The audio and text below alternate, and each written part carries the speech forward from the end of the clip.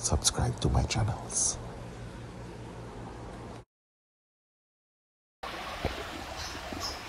What's up, fish vibers? My fishes are back. They're back. Some of them still have that ridiculous little fungus or whatever on it, but very few. I'm also almost tempted to think just one. So guys, these fishes are back, man. They are back. Listen, it feels so good to actually treat your fish and get them to recover. And for those who looked at the last video, you would know it's really not a lot. More clean water. And guys, you all know I also ordered a new UV clarifier for this. It's supposed to come here Tuesday, so I'm excited to install that as well.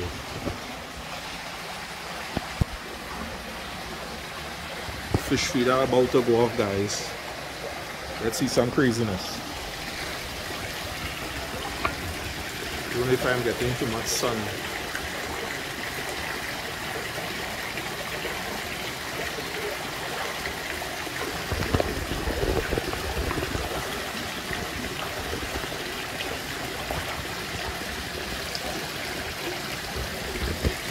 Expected to get splashed as well.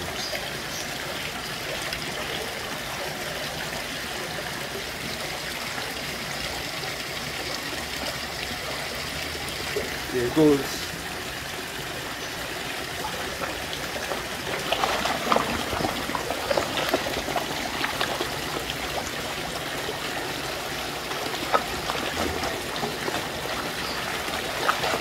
These guys are crazy. One of the good things is that they will never check Mr. Greedy. they never lost their appetite when they went through their challenges. So now to see all their scales back and they're healthy again. And I really think the water changes have a lot to do with it. It's a shark. My big albino. One of the things I've noticed too is that I cannot run this fish feeder to feed these sharks. So I'll have to make the effort to come out and actually feed these sharks. These sharks don't ever get the amount of food they're supposed to get from that fish feeder. The fish feeder, if I put the fish feeder to throw all that amount of food in here, I'm going to crash this pond. It's going to be too much ammonia. Not that they won't eat it, but it's going to be challenging. I'll really have to think about that. But the guys are doing well and they're looking good, guys.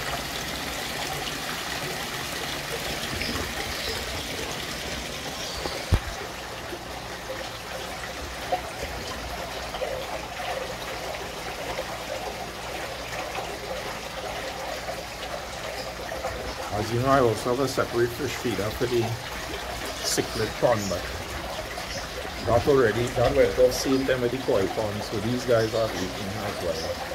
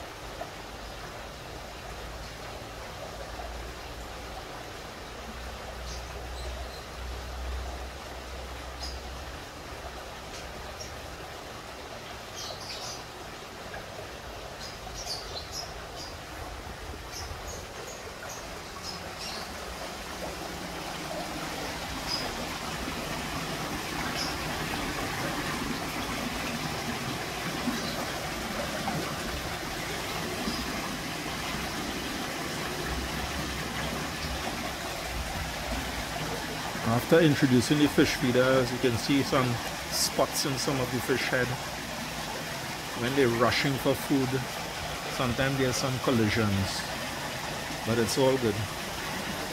Nothing that's causing any wounds that would get any infections, bacterial infections.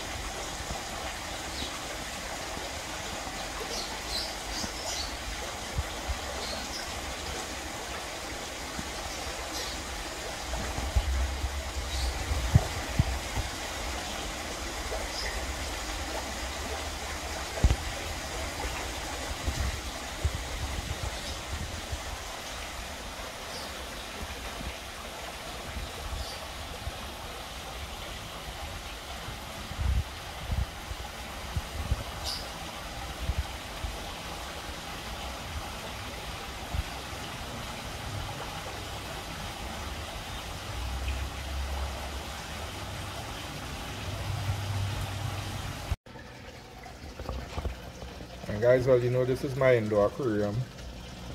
I have this Tanjay Sanko growing out in here. I planted some Anubias on this driftwood here. Of course, it's shredding it up, so that's not working very well. But you all know my Amazon puffer pear, well, not pear, but two. Don't know if they paid off, I doubt it. They're in here.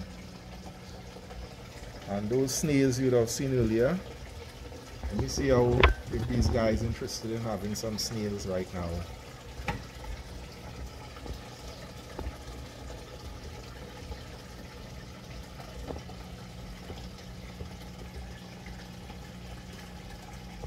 I just throw them in.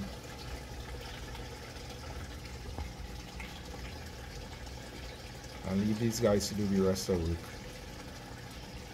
It'd be hard to pick them up falling. You can see some of them falling there now.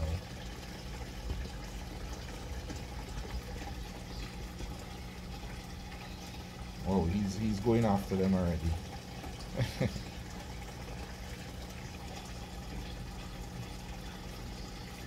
So I just throw them in and leave them. And of course they are alive, but they're only small ones. And they go for hunting. Let's see if I can zoom in on these puffers.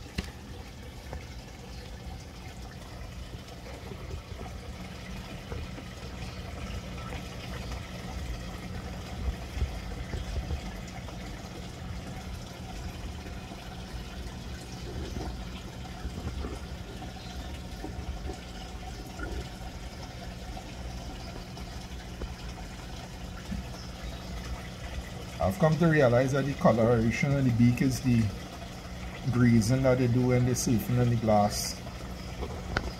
That algae, brown algae, that accumulates on their beak. So it's nothing to panic about. I have these puffers going into 3 years. And regardless of all that I've done, one thing they do consistently is surf. But it hasn't really caused any negative impact to them.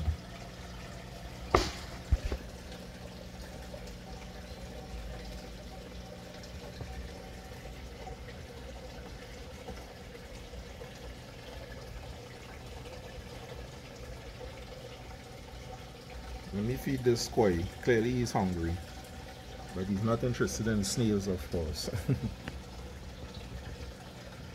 Cherry Bob's looking nice and fired up.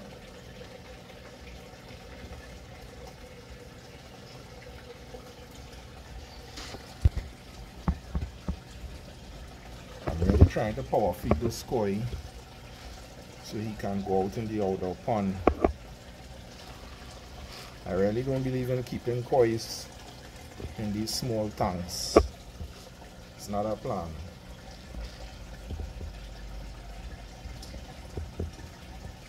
I'm doing multiple things, guys. That's why everything is shaking up like this.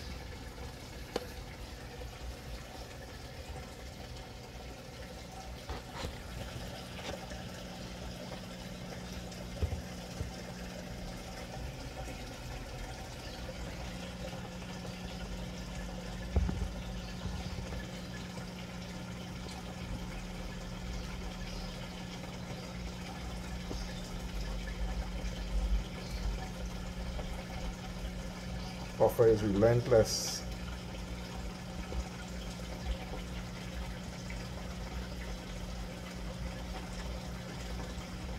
That's one good thing, they both have good appetites.